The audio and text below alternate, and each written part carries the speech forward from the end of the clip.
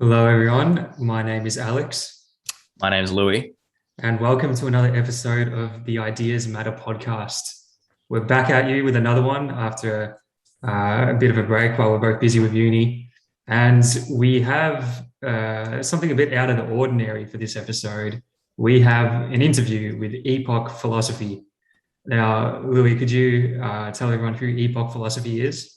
Yeah, so this is a special episode. Super excited for this one. Epoch Philosophy is a YouTuber. He's from America, and he makes really beautiful YouTube videos about theory and continental philosophy. And I've been talking to him for some time because I remember watching his videos and being really struck by just how beautiful like he makes his content. I think that's probably one of the main things everyone says after they watch his stuff. Just he's got amazing editing skills, and he's Mm. someone who clearly knows what he's talking about, as comes out in this conversation when we start talking about some of the finer details of metaphysics later on, and the dialectic. Yeah, he's a really interesting guy, and so it was really great to talk to him. Yeah, very smart bloke.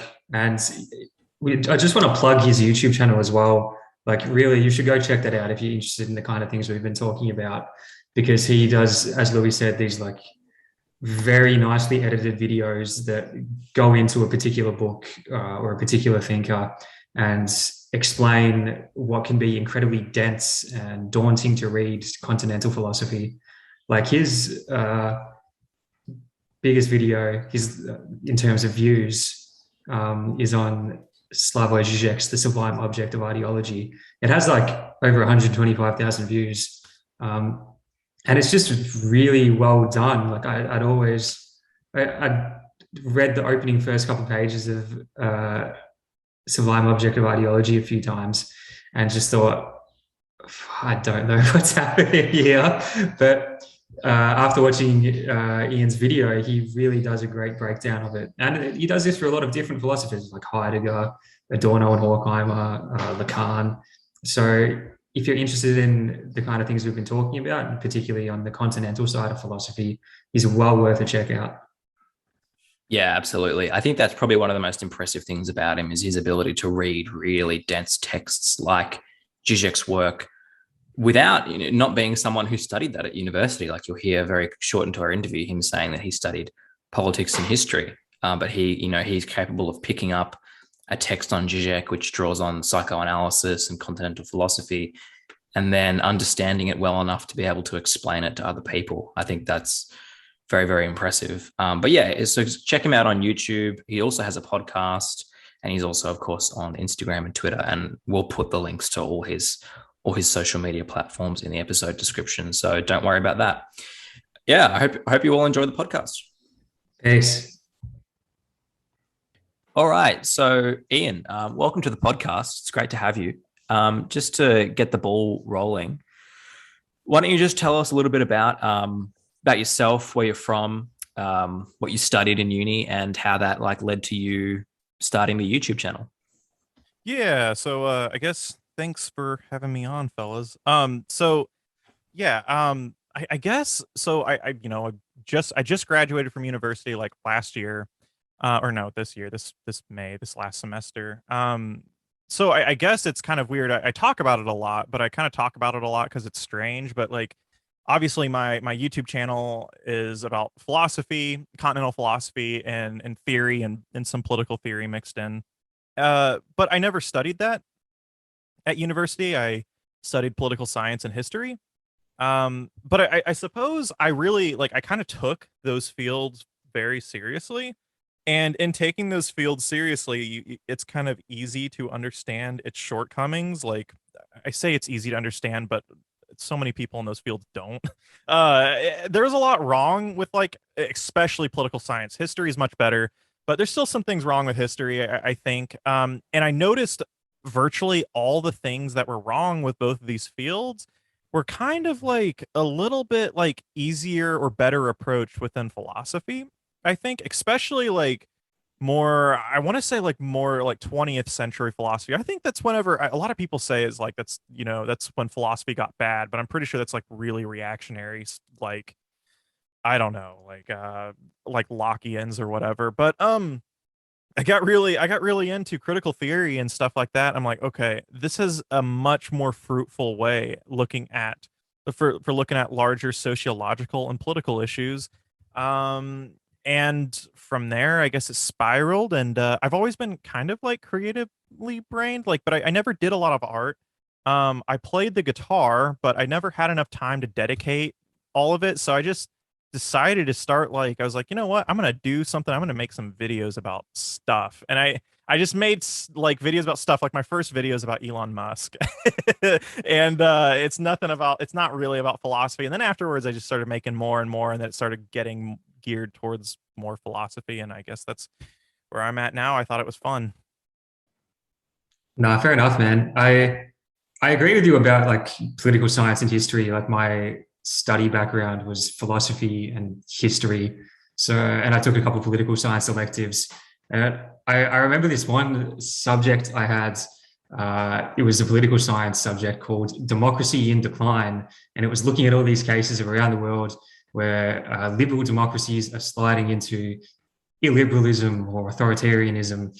And the crux of it was this is happening because there are people who don't like democracy and they don't want that.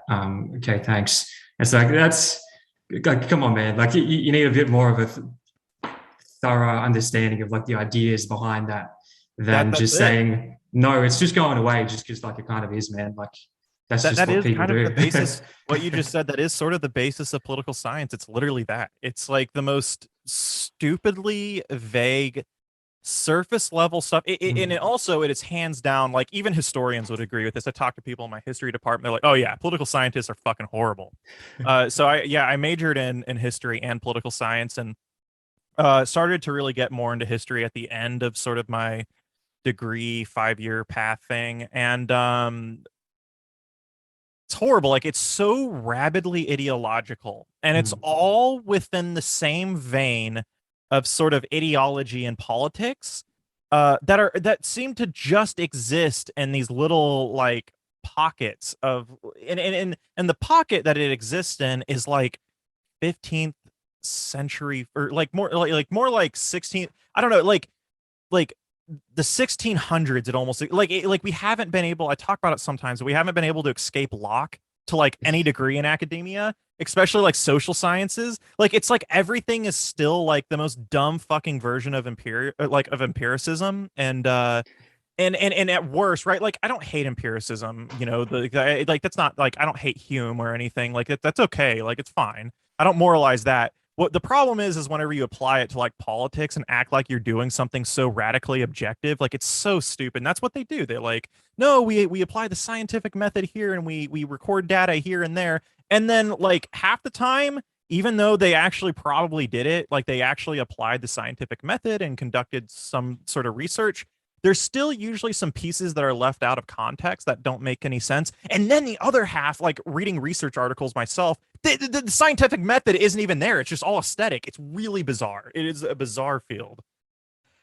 Yeah, that's super interesting to hear you say all of that, because I had a very similar experience. My two majors were philosophy and political. We didn't call it political science, but it was effectively political science slash international relations. Oof. Yeah, I mean, I heard your podcast the other day with one of the people from the Pill Pod about IR. So I would want to get into that in a sec. But yeah, I mean, it's interesting. Like my main interests are still like political science questions, like what explains foreign policy, what explains like different policy outcomes, like, political questions, basically. But you're right, like political science is not the best at answering those questions. And I think part of that is because as a discipline, it doesn't really know what it is. I mean, is it trying to be like super scientific? And is it like, as you said, like they're trying to aesthetically mirror the scientific method? There's like that view of political science. And then Yeah. there's political theory, which is better. But Mhm. even then, like the best political theorists are probably really like political philosophers. Like, I Yeah, just that's think it's a very confused discipline. No, that's perfect. I think that's the best way to describe it. That's exactly right. And there is that huge split of political scientist and political theorist is huge. Like my department was very political science heavy, and we had one person who was like big into political theory, and oh my God, he couldn't have been more different than the rest of them, like unbelievably different. Um, so you really notice this. You really notice like when you say they don't know what they're doing, like within the field and like how they're interacting with like academia and intellectual history at large. You really know this. Like I had a situation where okay, very nice. She was very good to me. Like horrible political views, like the most centrist of centrist. But that's not the problem. Like, right, she was a professor and she was a political science professor, and I noticed like along her bookshelf, like she had a book. It was who's this Stephen Hicks?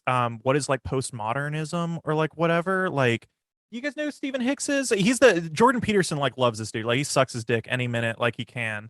Um yeah, it was like something what is like postmodernism. And I remember like thinking I'm like she literally has no idea about like any 20th century philosophy or like any like I bet that's what this is. Like it's like she probably is interested and now good on her for like you know like trying to like hey, I don't know much about sort of the intellectual environment or the field that I like I'm even doing political science within. It's good to learn about that. But I noticed like even with her inquiry into it, she chose someone like fucking Stephen Hicks. And it's just, yeah, they're like chickens with their heads cut off. And it sounds so arrogant. Like it really does. Like I'm 24 years old. I make YouTube videos. And like I ironically feel like I have the field better understood at an abstract level, not at a detailed level. These people have PhDs. They know the ins and outs. But the problem is they know the ins and outs of something that really just feels like astrology. Like it's and I feel like coming to the conclusion that it kind of is astrology is ironically you figure out that field quicker than actually getting yourself into it, sort of like molding yourself to the field and only operating within those very narrow parameters that that field lays out for you. Yeah, I mean, I think a similar moment for me to what you're describing is because my main interest was international relations. So I did a lot of, and so every international relations article, it's not worth the paper it's printed on unless it starts with a quote by Francis Fukuyama, right? Like as Fukuyama said, like history is ending, blah, blah, blah. And like I never actually like read it. I'm just like, oh, okay, this dude thinks history is ending. That's kind of weird. And then I remember last year, like actually reading like the original article for the first time. And I don't agree with his interpretation of Hegel. But just the fact that like he was actually talking about political theory, and then I contrasted that with how he had been presented by my lecturers and professors who were literally just kind of saying, oh, he thought history was going to end, but stuff is still happening. So Fukuyama was wrong. They don't engage with his reading of Kant. They don't engage with his reading of Hegel, which again, like I think are very like basic readings, but he was actually trying to do theory, and all these lecturers and professors just incapable of engaging with it on that level. And I felt like I'd been cheated. Like I'd spent all this money on this education to learn about international relations, and they were citing this guy all the time, and they didn't even know what he was fucking saying. Right. That's the thing that like jars me. And I think it's got to jar other philosophy students, especially continental philosophers. Like it's so bizarre how that like we haven't left again, like I said it earlier, like we haven't escaped even like the most early enlightenment liberal notions of like metaphysics or anything or epistemology more like it like in academia. It's like we haven't moved on from that. Like it's not even close. And like it's really bizarre. I think I make a video about yes, I my last video I believe on the dialectic of enlightenment, I was talking about how like there's a realism to this quote unquote enlightenment where well obviously Adorno and Horkheimer said this, I didn't say this, but I was sort of reflecting that logic where like there's this realism that they like we can't escape those ideological bounds and how things are going right. And I think sorry, someone called me, I'm losing my train of thought. My mom keeps calling, she called me like 4 times, god damn it. Like there's this I guess that in some ways I said it was I kind of like compared it to Mark Fisher's capitalist realism, except this is a little bit more specific regarding sort of liberalism, and obviously it's where Mark Fisher was influenced deeply was from the dialectic of enlightenment and that sort of ideological realism that sort of infatuates all thought. Yeah, man. Like, I feel like everything you're describing, this sort of inability to get beyond, like Enlightenment era epistemology. I mean, honestly, like I would be okay with that if the discipline was more self-aware. But what really bugs me is that they present it as being like non-ideological. Like Marxism is an ideology, constructivism is an ideology, but like what we're doing, liberalism, no, that's just the truth.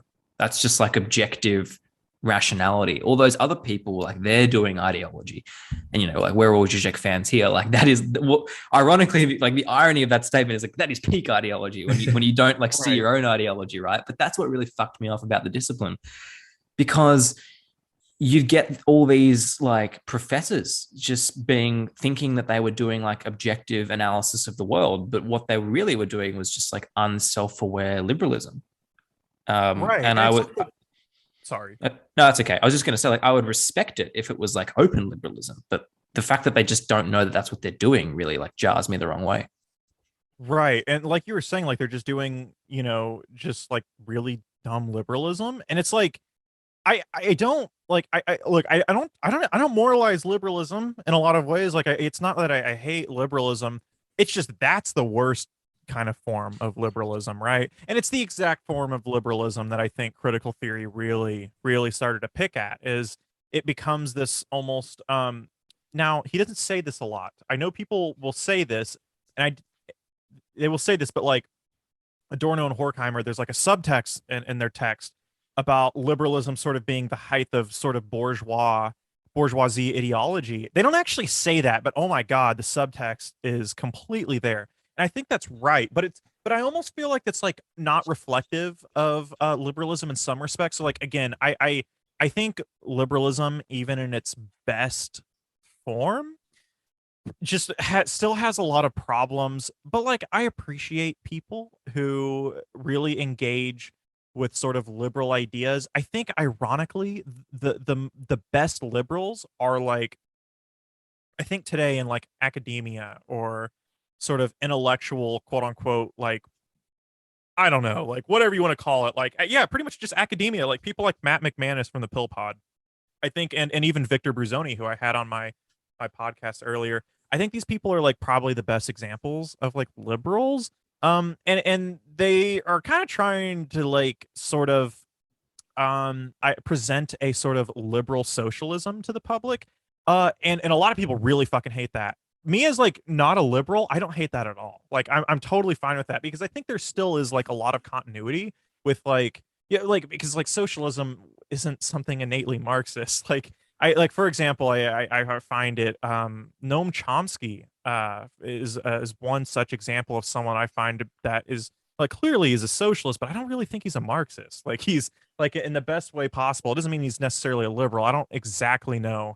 Kind of toes that line pretty weirdly, but we've I don't think there's a lot of like really thoughtful interpretation among like people around political ideology, and so they just assume that socialism is something innately Marxist. And I think ironically, like there's a big case to be made that within liberalism, you like the best forms of liberalism is actually something that's pretty emancipatory in a lot of ways. The problem is, I think, is it's not the sort of prescription, it's the descriptive reality that it just doesn't often work, and it's losing out on a lot of short-sightedness. And it depends on who you are and how you say that. Post-structuralists will argue that in a number of ways. Marxist structuralists will argue that in a number of ways. They're ignoring certain material realities of political economy. But yeah, like yeah, academia absolutely hasn't been able to escape that rigid parameter that is sort of Enlightenment philosophy, and they just run with it. And it's I struggle a little bit talking about it because doesn't it sound so arrogant? Me, I don't have a PhD. I have a fucking bachelor's degree. I read a lot. I make videos, but it's like half of like really like it's like I don't know. I think there might be a larger acceptance of people with PhDs are stupider than what they appear, or but I think that might be more common, but sometimes I forget that that's actually a thing. But nonetheless, yeah, they're pretty fucking dumb, and I struggle to talk about it because I almost feel like there's a little bit of narcissism with that. Like, who am I? But Dude, maybe it's not about me. it's not about you. I don't think it's narcissism. I think what you said was, you read, and not to, go all elitist and like cultural critic, but like this is something Alex and I talk about all the time, like off camera. It is pretty possible here, and I'm sure it's the same in the US, to go through your bachelor's in political science and never read a book from front to back and pass and do relatively well. And that's the difference, I think, is like you read, and I try to read, but there are so many students and even like tutors and lecturers who will just talk about shit without actually having read the book, and it's reflected in their sort of unnuanced understanding of what they're discussing.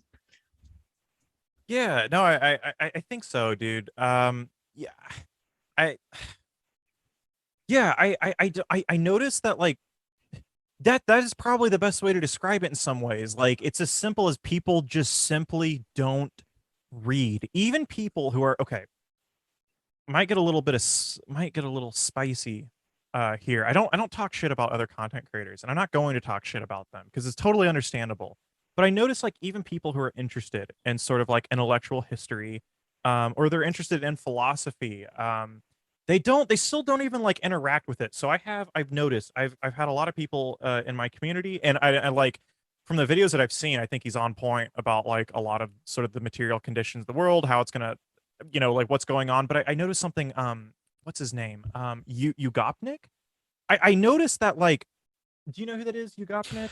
No, I'm not familiar with He him. has like the Wojak sort of thing. I noticed that like even with very, very well-intentioned people who are still like way more above the mill of like the quintessential sort of just like unaware liberal sort of type, even you can tell like when they start talking. Alex, dude, he's Slavic. Yeah, he's a Oh, Slav. hell yeah. Yeah, I he's like check him out. He's a fellow traveler. Yeah, I no, Slavic like, political science, dude. This is your secret channel. yeah, so he's a Marxist. He's a very big Marxist dude, and like that's fine. Like I'm sure his channel's wonderful. I don't really watch much, but the little bit that I did watch, I find it very common among very, again, really well-intentioned left-wing people that like I like consider myself allies with politically, very much so. The problem is like even their approach to like how they describe liberalism is like really wrong, or like even how they describe like even Marxism or what socialism means, and the different sects within Marxism, like I don't know, like Marxism, Leninism, Maoism, or stuff. It's like it's really like it feels like they read all secondary sources, and they Mm. kind of just ran with it to make a video about it. And I like that seems so shitty to ever like put that on someone when I don't know them at all. But there's a number of content creators that I've really like noticed. I felt like that was the case. And I think it's just people, one, they don't often have the time to read, and I sympathize with that. There's like reading's kind of hard. It's work, and people are already overworked as it is, and they work too much, and their life in many ways is very much not fun, and it's like 80% work, 20% play. And I get that. I understand. But I think it's true though. Like we can't escape that reality that in order to really fucking understand stuff, you have to interact with the fundamental primary sources. And I just don't know if there's a way to get away from that. I say that as a YouTuber who makes videos about books. Like I'll make a video about the book that I just read and stuff, and I still, it's not it's you can't totally substitute it. It's just like right now it's still, I think, impossible. But yeah. Yeah, I mean, no, I find that really interesting because that's what lately we've been sort of doing like what is liberalism, what is communitarianism videos, but like what this podcast will mostly be when we revert to form will be about books. Like we both read a book and then we just like discuss the book for an hour. But I think you made an interesting point about like secondary versus primary text. And I'm just interested in like how you approach that, because I feel the same way. Like if you only read secondary texts, you do fall into the trap of like overly simplifying or presenting straw mans of things. Right. But at the same time, I'm always hesitant to like delve into a primary text completely unguided, and just pick it up and read it, and then like because I guess it depends on the text, but like I don't know, I'm looking at like Aristotle on my shelf, right? Like if I were to just pick up Aristotle and start reading it, like how do I even know that I'm reading it in the right way? Sometimes there's like a way to read these texts. So like how do you I mean, we're going to do a podcast on Marx and like talk about the difference between Marxism and socialism. And I just bought that Verso bio of Marx last night, A World to Win by a Swedish intellectual historian. Um, but I'm curious, like, how do you like thread the line between engaging with a primary text versus like secondary texts? Well, yeah, it's like there's nothing intrinsically wrong with secondary text. I think in a lot of ways, it's that like one or the other dichotomy that's the issue, right? Like I feel like, no, I'm kind of the same way. I almost never read a book without actually engaging, like with a little bit. I'm an active reader too, so I'll read a book, and if I don't understand something, I look it up immediately. And I didn't realize that was abnormal until I talked to people like, and my wife, she notoriously skims through books and goes through it and then like resorts to it like later, like online. She'll go look something up. I don't do that. I do it like immediately when I'm there. So like it's directly with me while I'm reading the book. So it's not that like right like engaging in secondary sources is like it's at the expense of engaging in primary sources. It's just that I think for a lot of people who do the quote unquote YouTube socialist explainer or YouTube left wing commentator thing, it's that the initiative to get out content, the initiative to get out a video, it will almost always supersede the initiative to like fully understand what you're doing first. Yeah. And again, I sympathize with it. You know, some of these are people's jobs, but I think at the end of the day, it leaves like a really weirdly bastardized idea of, again, whatever they're talking about with people. And I think a good way to describe it too, it's very anti-intellectual. And I've talked with a lot of people, right? Like, so someone who like isn't into like, oh, there's a lot of people who hear that, right? They're like, you know, they're like the whole anti-status quo kind of type. They're like, oh, like I'm anti-intellectual. Those dumb fucks in university. I'm like, no, no, no, no. The most anti-intellectual people in the world are the very professors we were talking about. That's like anti-intellectualism, like Mm. intellectualism 101. I think it's the idea that anti-intellectualism is running amok pretty much everywhere on the internet, even Yes. like in places where that's kind of what they're trying to do. They're trying to present something more structural, more informative and stuff.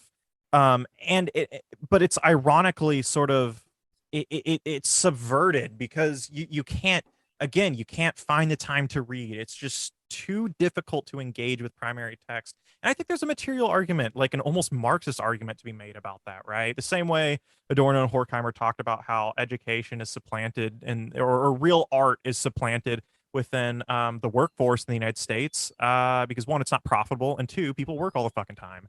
And it's the sort of the same thing. There's like an anti-intellectual ideology, I feel like, that's kind of just going everywhere around the internet, especially among left-wing spaces, because there's a very well-intentioned, good anti-status quo sort of sentiment. And we haven't figured out how to find a way to channel that structurally. And I don't know if I have that answer, but I feel like if we want to engage with ideas, not to fucking quote Dave Rubin, but like, or like, I don't know, we want to engage, if we want to engage in stuff like that, like, it's like, I can't, yeah, yeah, engage with primary sources, but fuck yeah, man, take advantage of secondary sources too. So I'm all for both. I mean, yeah, I think the internet's making us dumber. Just to put it like very bluntly, Yeah. I It's agree. making us smarter and dumber at the same time. And that's harder to deal with than one way or the other. Yeah, I'm in education. Like I'm studying to be a teacher. I'm about to finish, but I've noticed that a lot of my lecturers, who people who've been teaching for upwards of 10 years, a couple of decades sometimes, um, they tend to say that they notice the expectations for student work has just kind of decreased over the past 10, 15 years for some reason. Like students just aren't able to pump out as much high quality work as they used to be.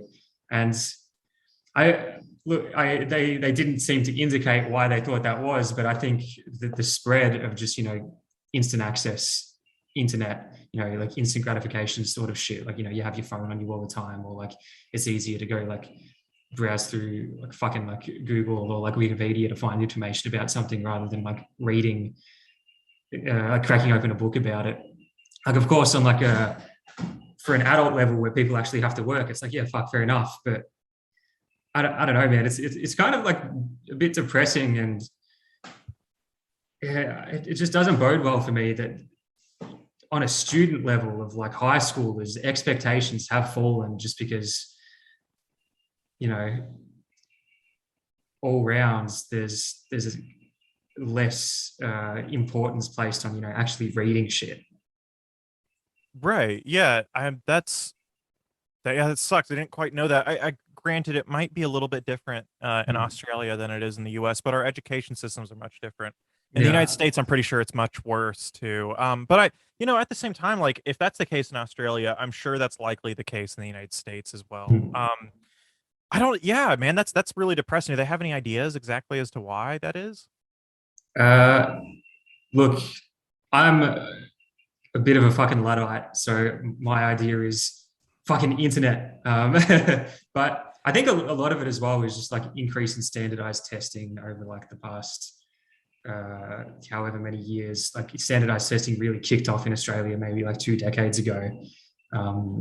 So instead of like actually encouraging the high schoolers to engage deeply with content and think critically about stuff, it's more like, no, we're going to teach you the test, you have to learn the test, you have to do well on the test, and that's our end goal. Like, so I wanted to ask you about that just because like I'm kind of curious about what education is like in the US, especially kind of like ideology and education. Did you feel like there was like a strong ideological bent to the kind of education you were receiving, say on like a high school level in America? Yeah.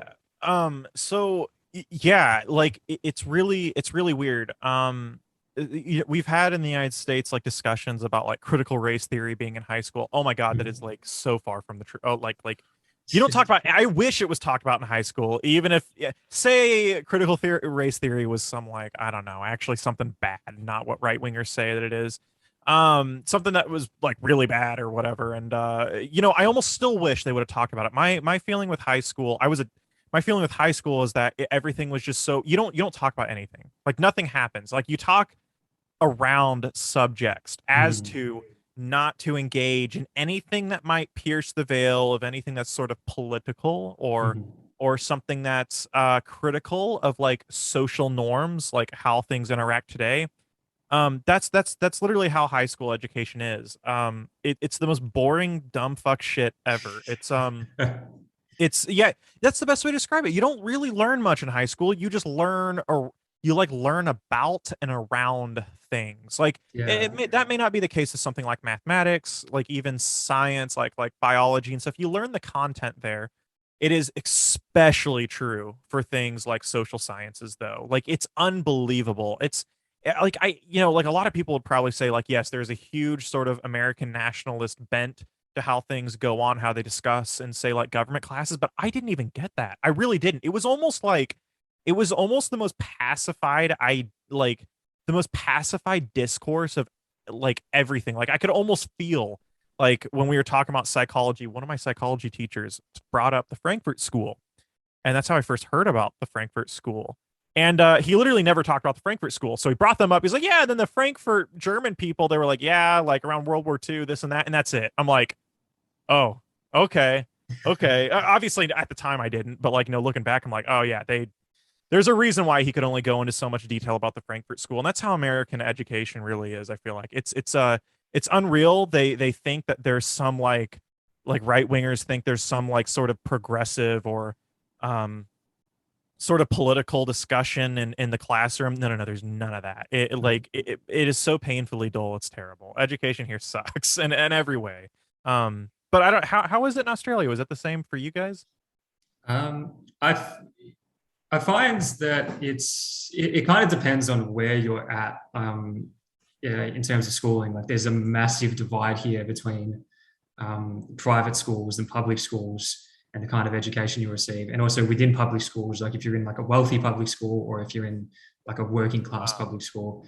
Um, I was lucky enough to have a couple leftist teachers in my senior years that kind of, you know, hit the on switch on my brain and made me think like, oh wow, I can actually like learn about the world and figure stuff Yeah. out. But I feel by and large, especially like you said in like humanities and social sciences, there's a tendency to just have a real like pacified, like incredibly cursory, like and kind of like you were saying earlier about political science, like very empiricist, but because it's a high school level, like some kind of like weird, vulgar, bastardizing Right. empiricism where you're not actually learning anything or questioning anything about anything. Like me and Louis joke all the time about history education in high school, where it's like, why did World War One happen? Because the Archduke Franz Ferdinand got assassinated. It's like, Yeah. well, cool, but like, why? Yeah. there's Dude, no further questioning. speaking of vulgar empiricism, I literally remember like my first week of year 11 history, we did World War One, and the teacher, God bless her, printed off like this sheet, and it had like Germany, Britain, Russia, France, Austria, Hungary, and then it was like, this is how much coal they produced in a month. This is how much like miles of railroad they had. This is how big their navy was. Based on this information, who do you think would win World War One? And I was like, what? What? Like, even as a 17-year-old, I just knew that that was dumb. Like, what Yeah. is this? What is this analysis? Like, oh my! But I think in that case, it was like a teacher who wasn't trained in history, teaching history, right? Like, I think she was like a Right. STEM person. But oh my God, it was Yeah. horrible. I I had a horrible. Oh, sorry. no, Sorry. no, you go, man. Oh, okay. Yes. Yeah, I just regarding high school, I've always been like really I've always thought a lot about like especially high school education, like the public school system. Like it's funny, like there's this especially in media, right? Especially American like cinema. There's a fetish of like the high school years and American culture. I'm sure you guys know about that. I'm sure in Australia there's a lot of like the 80s movies and stuff like that.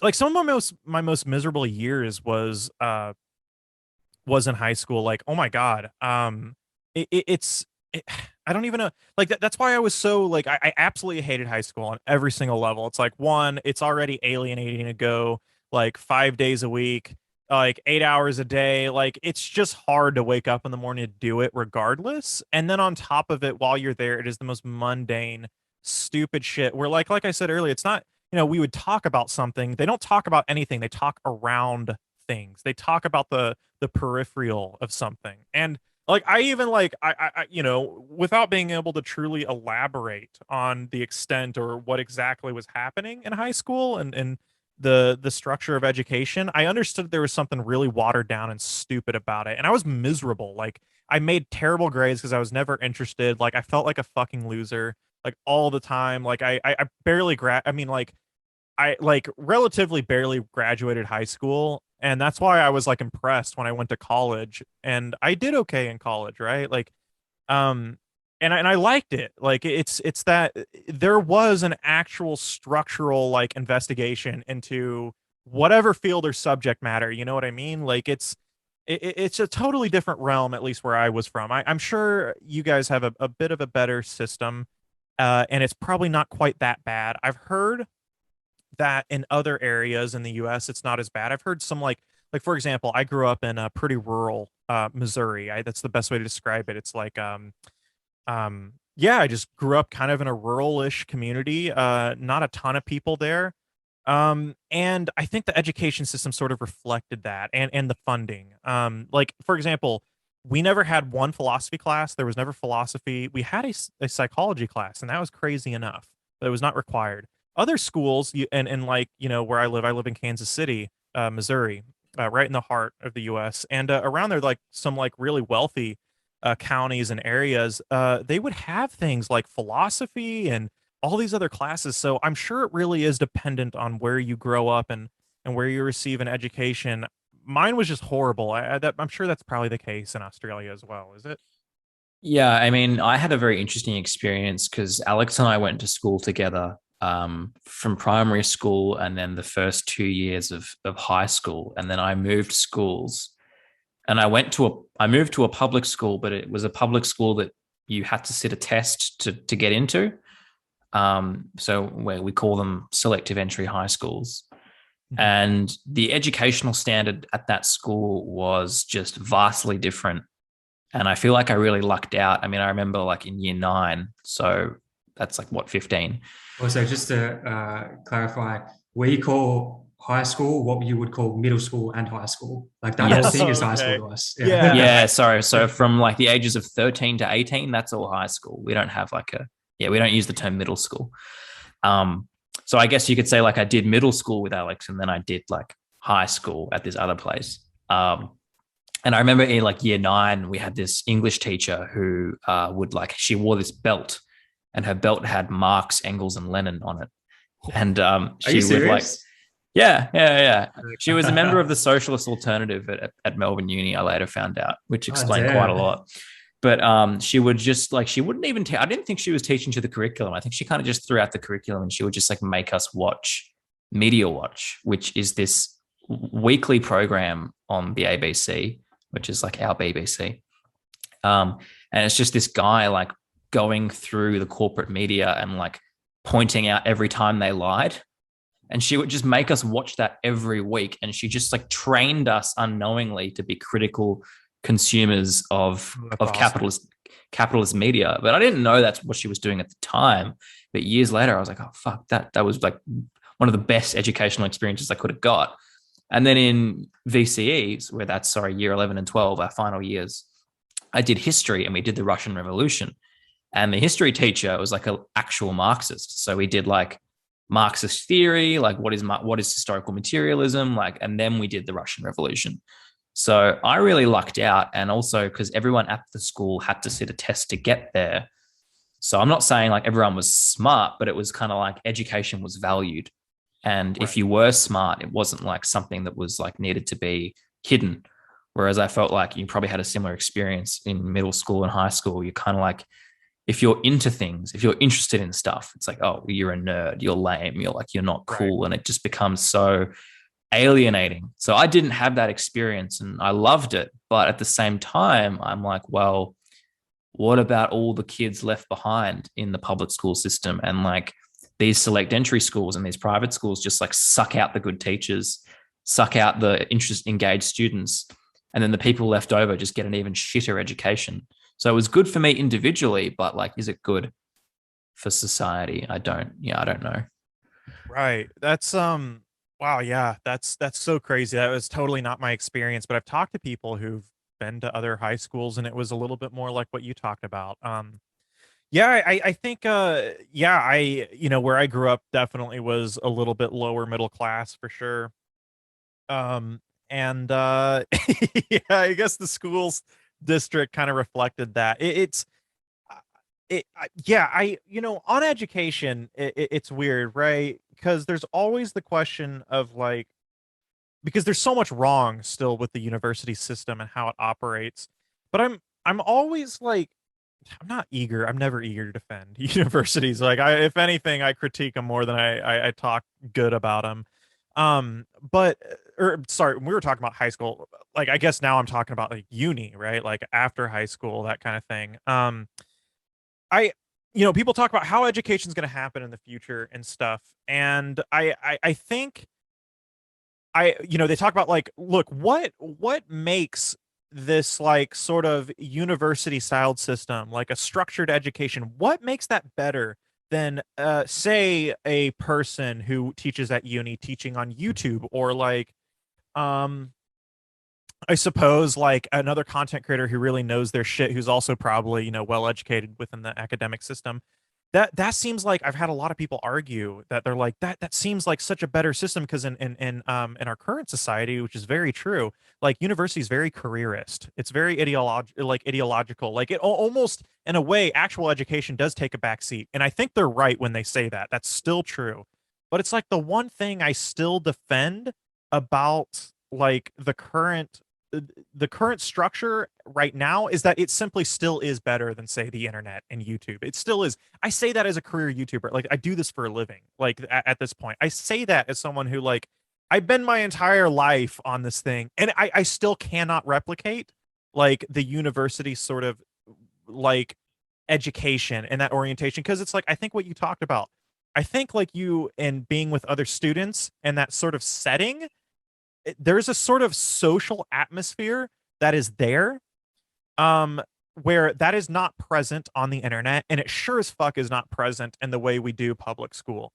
And so, like, I'm still supportive in so many ways, because I think what you're talking about, that's very reflective of like a lot of how like universities like that I went to was taught a little bit. It seems like almost like pre-college or pre-university, like your sort of high school experience, it sounds like. And I wish it was like that, honestly, but it's not in most cases, I have a feeling. Look, I agree with you. I'm very skeptical of YouTube and of podcasts. I mean, like, honestly, you're the only YouTuber that I still watch. Really? Hey, I appreciate Yeah, that. I just don't like it as a medium. I don't like the internet as a medium. And it kind of goes back to what you were saying before. Like, there's this pressure to constantly put out content and be like on top of the most contemporary thing with like your take or your analysis and it. And that gets in the way of like actually stopping, reading a whole book, thinking, and then producing whatever you want. Like, it doesn't allow for deep thinking. It doesn't allow for like reflection.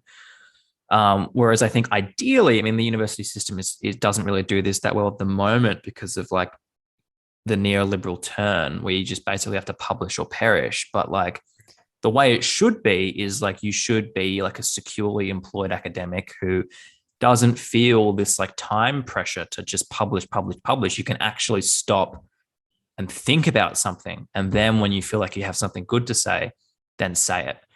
Whereas I feel like the internet, as you were describing, has this pressure to just flood the system with content. And most of the content is going to be terrible.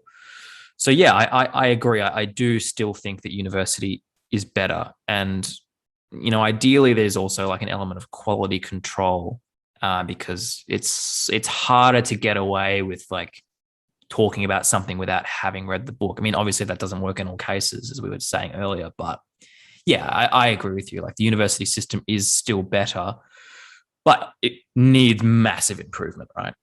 Right, 100%. Like, I think one of the problems with something, well, not one of the problems. Oh my God, I couldn't even go into it. Like, numerous. One of the problems I've been focusing a lot on lately, as far as internet and content creation goes, especially political content creation. I don't watch anything political on YouTube at all. I don't watch.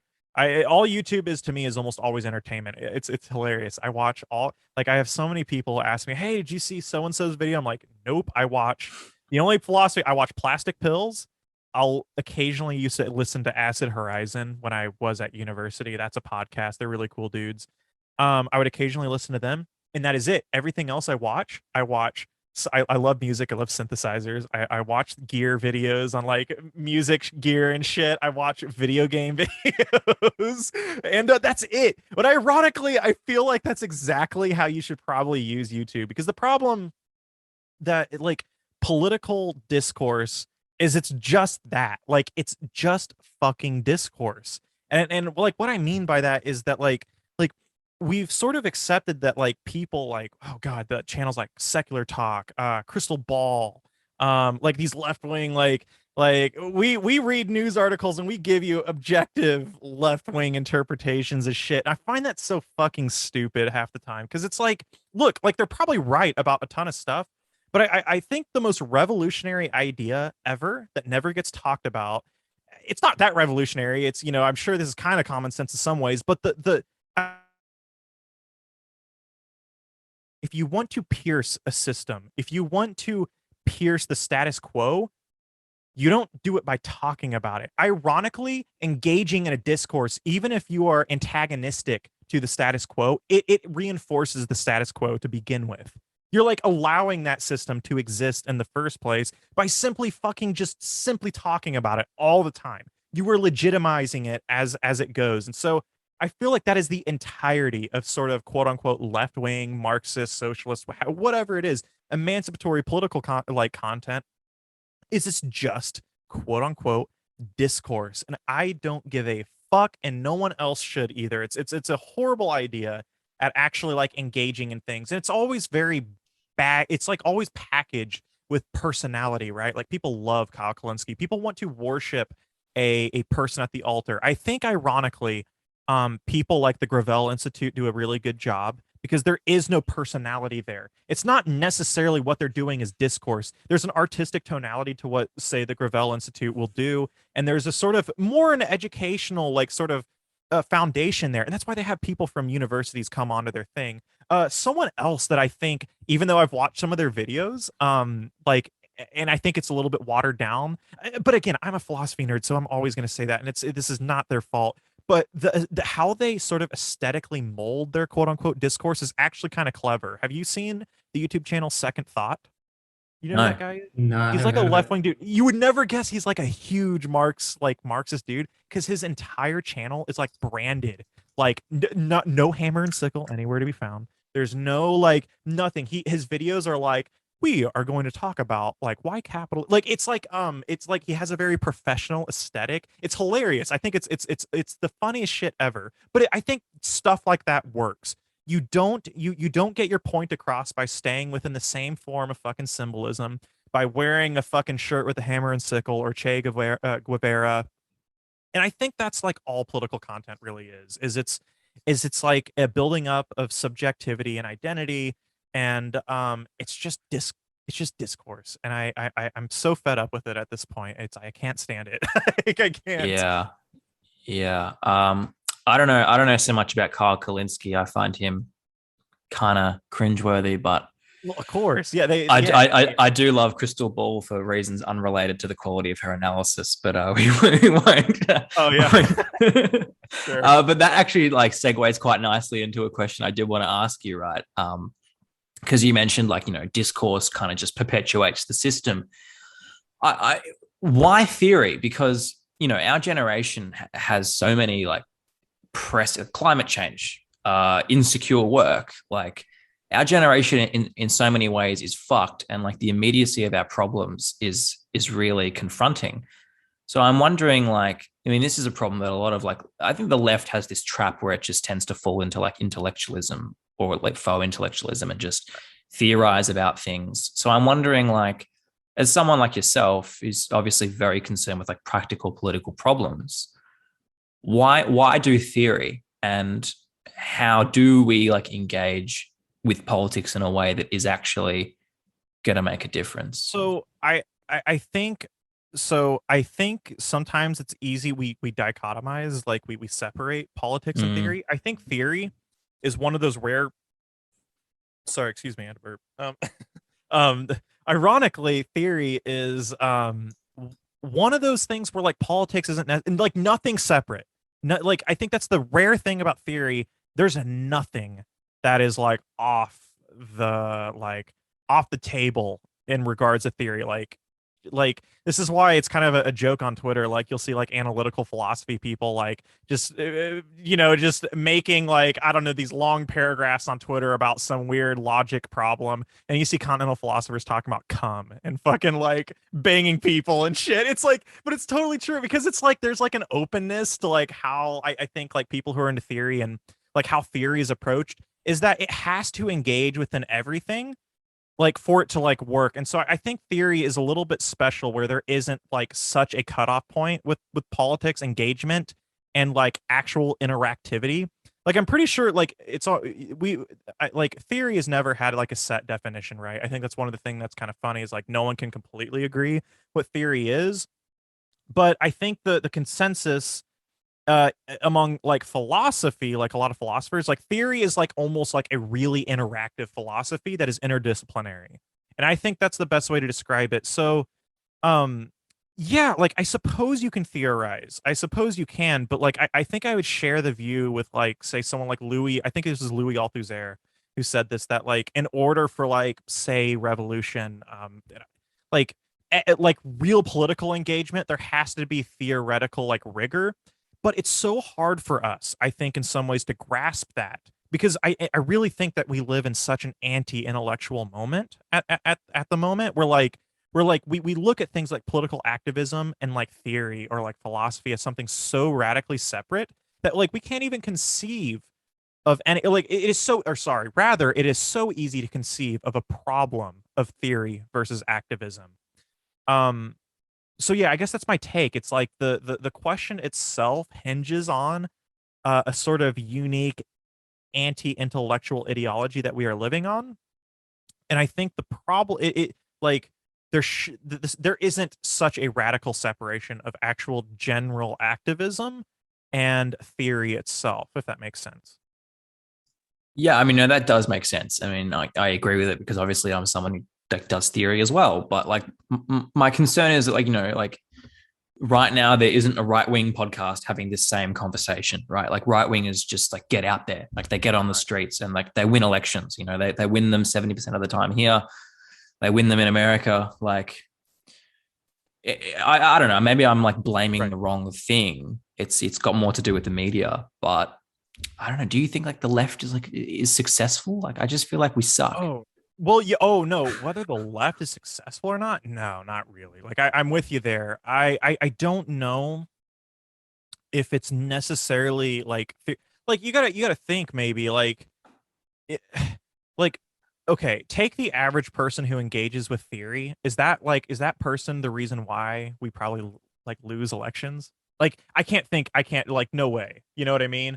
Like, but I totally understand your concern, like why you would think that, right? There almost seems to be on the surface, like I've thought about this a lot. I kind of dealt with that a little bit. I felt almost in some ways engaging with this as often as I did, it felt a little pacifying in a way. I think that's like really natural, but the more I thought about it, I think it's only within these certain narrow bounds that I was thinking about it from. Um, no, I think theory and philosophy, the people who engage with that are ironically the best at kind of ironically kind of understanding a lot of the stuff. So like okay, so I'm decent friends. Well, I wouldn't say like good friends, but I know a lot of people in Kansas City. Kansas City has actually a pretty decently strong activist community. Like, we've made like national news. We have a KC Tenants organization. It's an organization that like pretty much just tries to protect all types of like renters across KC, and we've made national news for like shutting down courthouses on like eviction hearings and shit. Nonetheless, there's a very tight community as far as activism goes in Kansas City. It's quite large. There's a lot of left wingers in KC, ironically, for being in the middle of like red America.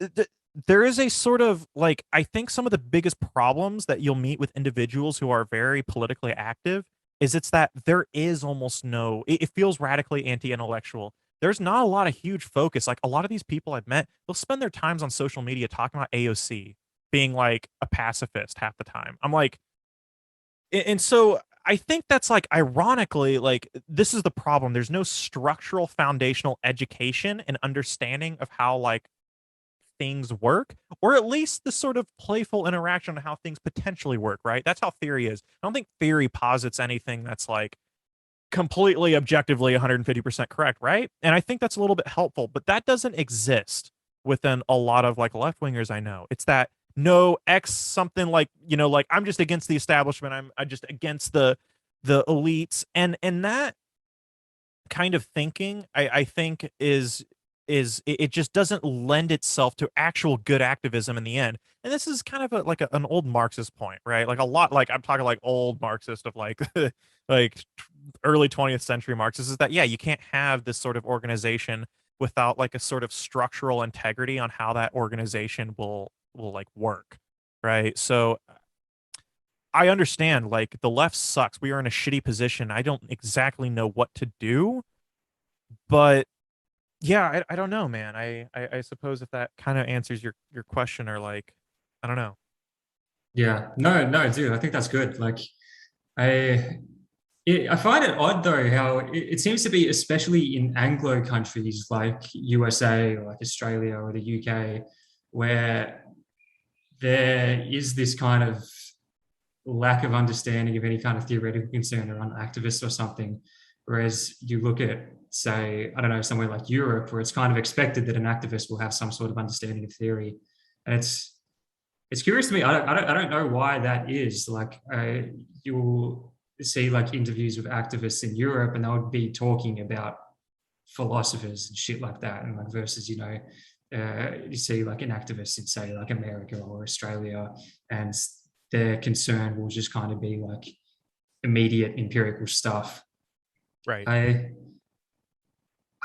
don't know why that is. Like, I, I I tend to reduce a lot of these kind of differences uh, to the difference between, I don't know, like Protestant versus Catholic backgrounds, but I have like no elaboration upon that. I just like making that split. I don't know. I mean, I just recently read Max Weber, and I guess there is some like ideological differences between sort of the Protestant ethos of, I don't know how so, but yeah, no, I totally understand what you mean.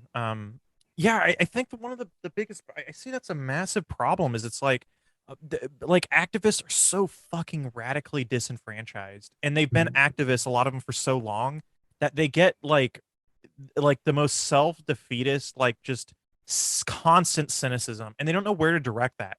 And I think they don't know where to direct it, ironically, because they don't read any fucking theory.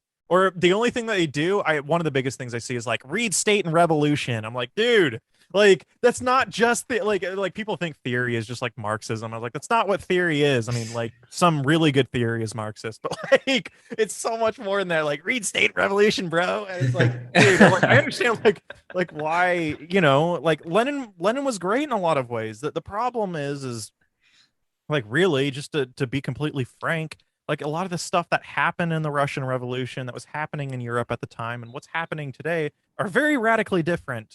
And we need to have sort of like, we need to be able to have a sort of intellectual atmosphere and community around that. One organization that ironically gets shit on all the time by people, but I think they do it right a lot, is DSA. So like people like, people will be like, DSA is just like liberal light and stuff. But the difference with DSA as like an activist organization is they are actually like, they at least like engage in like literature and stuff. They'll have like book club meetings. I don't ever partake in it. I'm a I try not to talk about what member I'm a member of and what I'm not, but it's okay.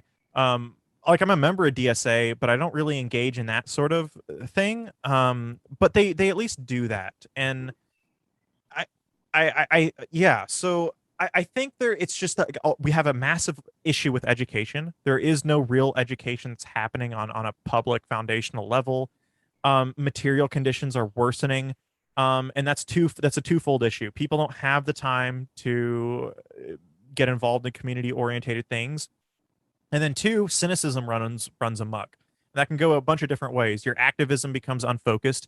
You'll bitch about AOC on Twitter and Facebook. You'll complain about individuals within a political system rather than looking at actual systemic reasons themselves.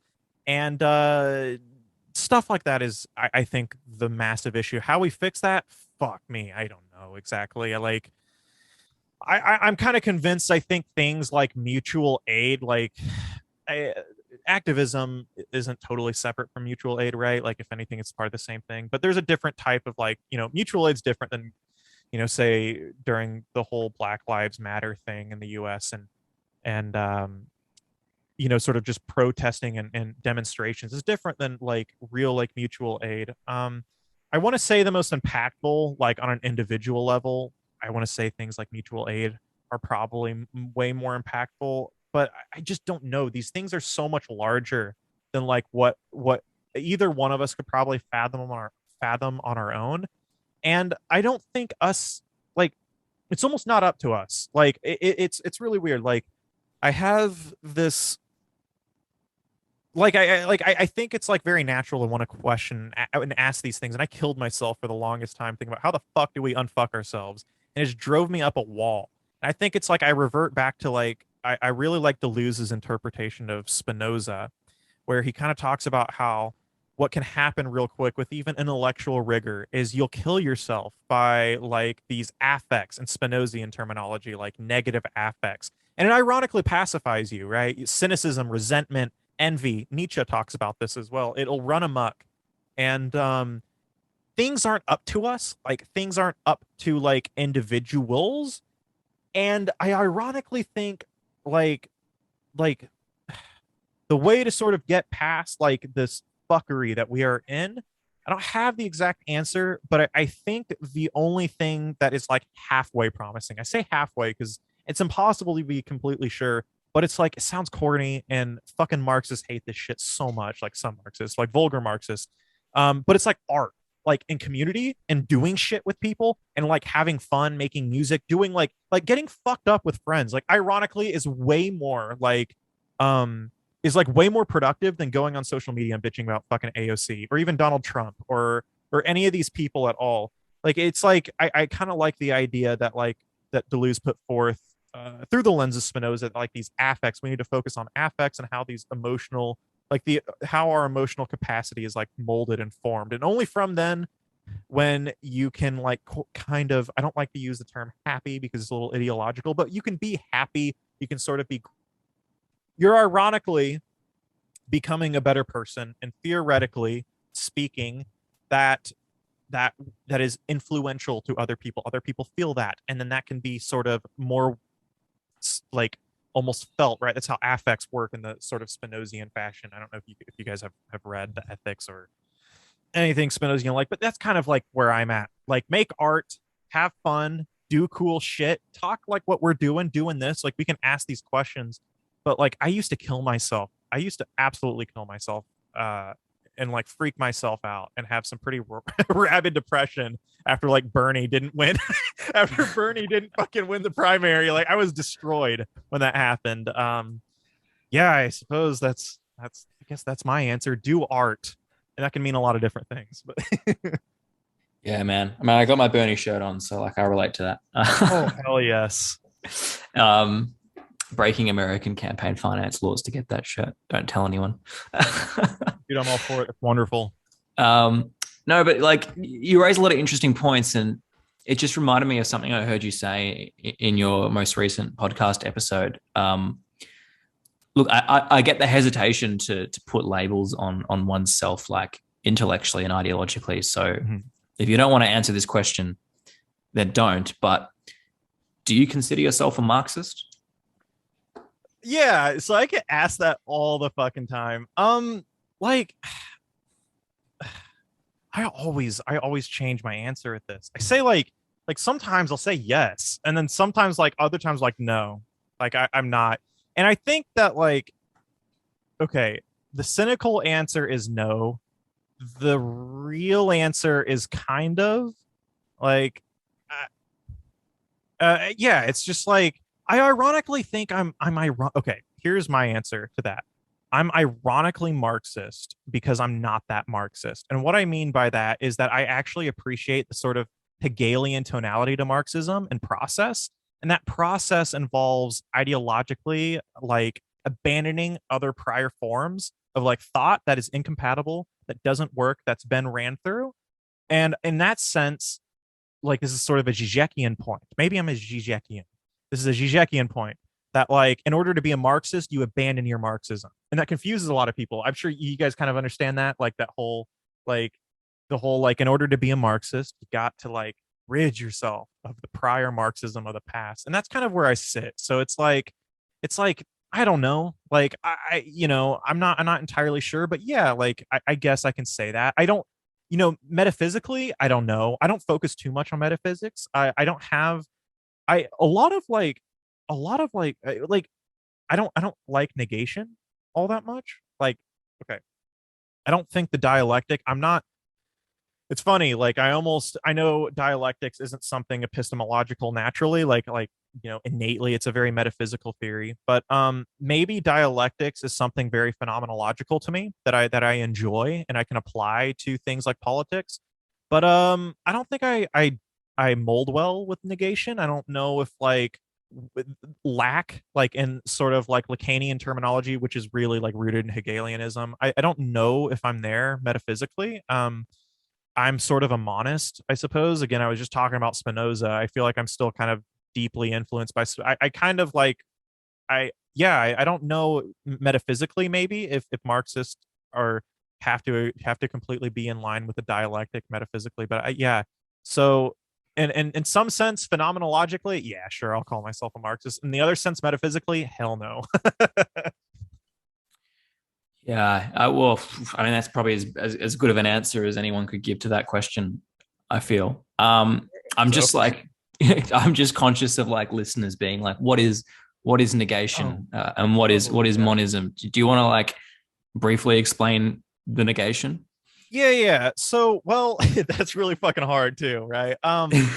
So, essentially, like, okay, my understanding, and a lot of Hegelians would probably hate me for this. My understanding with like negation is almost like psychoanalytic. Like, I think almost like influenced by Lacan, more or less, and then almost in some ways Zizek.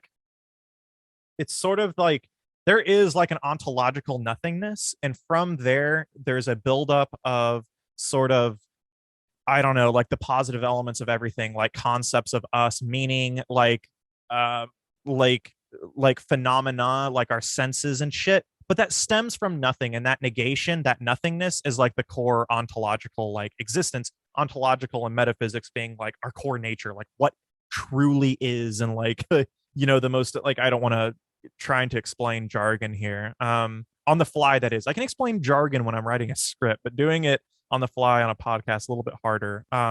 So does that sound right to you guys? Is that how you guys understand like negation as a whole? Yeah, Um, I mean it's interesting to me because I'm like my research at the moment is on Eastern philosophy and like particularly oh, Confucianism. And I think it's interesting to like look at this from the angle of like how much of this political philosophy is sort of grounded in like Western metaphysics. mm, And there's this like dichotomy in Western thought, between the world of appearances and then like the world of things as they really are in themselves, like independent reality, like objective mm, reality. And ever since Plato, we've been trying to like rationalize our way to like access this world, be it the world of the forms or be it just kind of like unperceived objective reality. Like how can we, the noumenon, as Kant called it, like how can we get access to that? And you're talking about like nothingness and sort of this idea that like you begin with nothing and you understand things by what they are not. And it sort of posits this idea like that there is such a thing as a thing in itself. And that to me is like a fundamental assumption of Western philosophy. And I'm not going to like say it doesn't make any sense or I disagree with it, but it's just interesting to contrast it with say Confucianism that would say, well, that's just absurd. And like you're twisting yourself in these like metaphysical and linguistic knots right. because your way of looking at the world just fundamentally makes no sense. Like Confucianism would say, well, there is no such thing as a thing in itself. Like everything is defined relationally. Like, and this goes into like their view of the self, but you can just talk about it in pure metaphysics. Like it's almost kind of like quasi Heideggerian, and like like there is no like pure thing. Like a thing is like what its purpose is. Like it's ready at hand, and that is like Yes. what it is. It's you can't talk about it in this like highly abstract way. My metaphysics are very influenced by Heidegger, even though I'm not. I don't. I'm not a big metaphysician, but yes, Heidegger absolutely made a pretty big difference. Heidegger and Spinoza are the two biggest ones for me that were like that got me away from like what you were talking about, that Western duality. I apologize. Did I interrupt you or? No. It is good. Yeah, I mean, I'm influenced by Heidegger as well, and I think so. I just read this book on communitarianism, and he was influenced by Heidegger also. And I think what's really interesting about Heidegger is that he points out that like a lot of this like duality, the Western duality, is as you just described, is a function of our language. We use the word I like in a sentence, and then we have a noun, another like, like I pick up this glass, and that like the way that our language is structured sort of just like posits a duality in the nature of reality that might not necessarily exist. Um, Right. yeah, Right. That's exactly right. There's like a, and that's kind of like where I like, that's where I almost ironically don't reject dialectics as something that's like epistemological or like phenomenological. So something that's innate to our senses and how we perceive duality, but it doesn't necessarily mean that duality is truly dual, right? So like, yeah, I think it just makes more sense that things are, you know, it would, in my mind, would be really dumb to like argue about metaphysics. Like, it's crazy that ever happened. Like, you know what I mean? Like, imagine getting into a debate with someone about metaphysics. That would be funny as fuck. I'm sure it happens, but like, but no, I think it makes a little bit more sense that like um that there is like a sort of like there is one core like that, like it just there is a core that is right, and it's just there, and it doesn't matter if that core is made up of dualities. There's probably more dualities, and within those dualities it makes up of like multitudes and multiplicities and all of that, and to my mind that makes the most sense, that things are relational, everything is through relations, through like almost like a physical fiber and network. And part of another thing that I've like found like influential, not because I can actually understand it, but like a lot of quantum physicists actually like Spinoza a lot. I didn't know that. There's a lot of physicists that were like, no, Spinoza was one of the quickest to get on to like the shit that's happening right like in the universe. Like that dude was on to stuff. I was like, oh, all right. So I was like, okay, I'll trust them a little bit with that. So like again, we can always take my metaphysics at face value, because ironically I feel like metaphysics right now is starting to be like, in some ways it's going to have to rely on science and stuff like that in order to be really like answered. But I don't hear people talk about it a lot. But I do find the dialectic to be rather phenomenological. But I know from people, I haven't read much Derrida. I've read like small little like snippets of Derrida. But I was talking to Plastic Pills. Me and him are kind of decent friends. A wonderful channel. I'm sure you guys know who Plastic Pills is, right? Just Yep. absolutely phenomenal. Like probably the best YouTube channel like for philosophy like ever. And so I was talking to him, and I think he kind of briefly explained to me that Derrida sort of just kind of partitioned the dialectic into language. Like that was his explanation for the dialectic. And obviously Derrida, among other post-structuralists, kind of reject the idea of a dialectic. And obviously Deleuze. And I haven't read, much Derrida, but I think like that makes sense to me. Like, yeah, like the dialectic does seem to be something that's hinged upon language and the way like our lingual structures, right? And it's something maybe even phenomenological that we perceive. Um, yeah. So I guess that's my I answer. yeah, I'm holding out my thoughts on this until get around to reading Zizek's Less Than Nothing, and then Oh, yeah. subsequently Absolute Recoil. I have Absolute Recoil. But I picked it up, tried to read it. I'm like, fuck, I do not know what's going on. I need to read Less Than Nothing. But I think Zizek said Absolute Recoil was like the definitive statement of his philosophy proper. And it's sort of, there's this really good interview with him where he's talking about Less Than Nothing, and it's like it's where he fleshes out what he means when he says like, I'm not a Marxist per se, I'm more of a Hegelian. And Mhm. it is an emphasis on the dialectic, like what you're saying, but he says that like it's not deterministic. Like if there's a way to read Hegel, and indeed there's a way to read Marx. This came out in that hilarious fucking debate that he did with Jordan Peterson, where like you can read them as sort of being like very like open-ended, and there's not it's not determinist. Like it actually relies on us to, like, the future is not foreclosed. So yeah, I don't know. I'm holding out until I actually get around to reading those books. Like it might even take me a decade. I don't know, but Yeah, man, Less Than Nothing is a beefy book, dude. And then Absolute Recoil, I haven't read. I actually haven't read either of those, but I pretty much understand sort of the thesis and how Zizek uses like he almost like uses Hegel, like he loves like Lacan, right? But mm, Lacan still doesn't offer us emancipation because like like there you're always gonna have another master signifier or another sort of piece that controls the puzzle.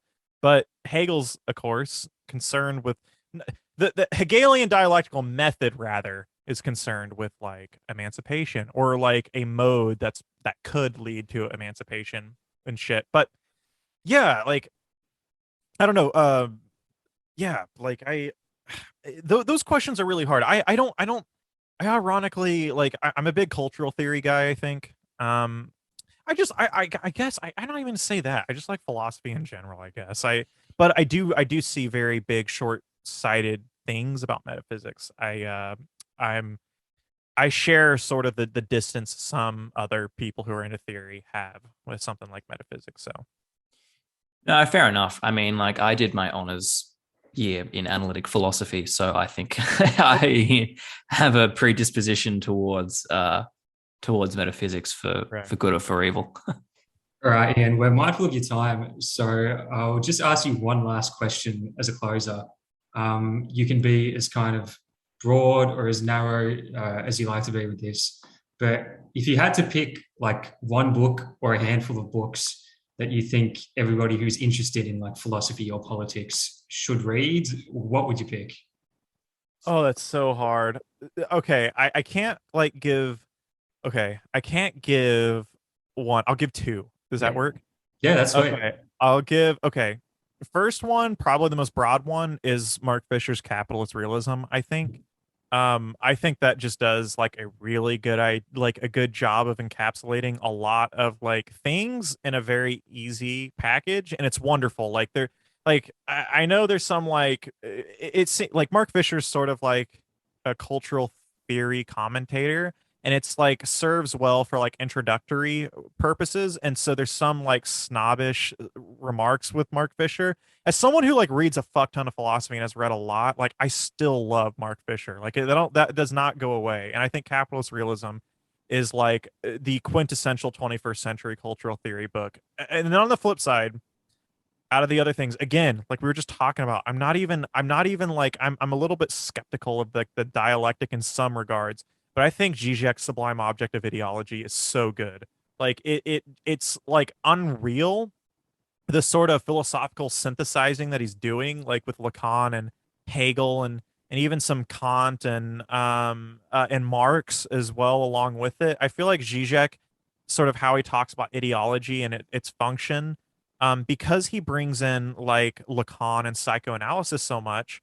I think it's much better than say someone like Louis Althusser, or like more relevant rather, and sometimes I would say a little bit more relevant than Foucault, kind of, although I find Foucault to be more in line with Zizek than a lot of what people would think. But nonetheless, I think Zizek's Sublime Object of Ideology, for more, I want to say, quote unquote, advanced people, or like people who are kind of getting around the philosophy field, go read that shit and get some secondary source to read with it. There's like none, so good luck, but try. And Actually, go to, to note to listeners, use Ian's video, yeah, I Epoch guess Philosophy video on the sublime object of yeah, I didn't ideology. even Does think a good about explainer. that. Yeah, watch my fucking video. But yeah, I think those two books are just like very influential to me and just really really good shit. So No, that's great. That's a really good one-two punch suggestion. Follow up the lighter jab with the heavy right. that's right, But man. dude, Yeah, thank you so much for coming on, like especially on a Friday night. We really Yeah, appreciate it. definitely. Yeah, anytime, guys. Thank you for having me on. And yeah, I guess I'll see you guys later. I'm down. Do not feel shy. Feel free in a couple months to invite me back on again. I'd love to be on. all right, We'd that'd love be to have you awesome, back man. too. Yeah, we would love to do that. It's been very interesting to discuss theory with you, but yeah, also just to get your thoughts on education more broadly. I think that was really fascinating. Hopefully people enjoy it. All right, we won't keep you, man, because yeah, it's Saturday morning for us, or afternoon now.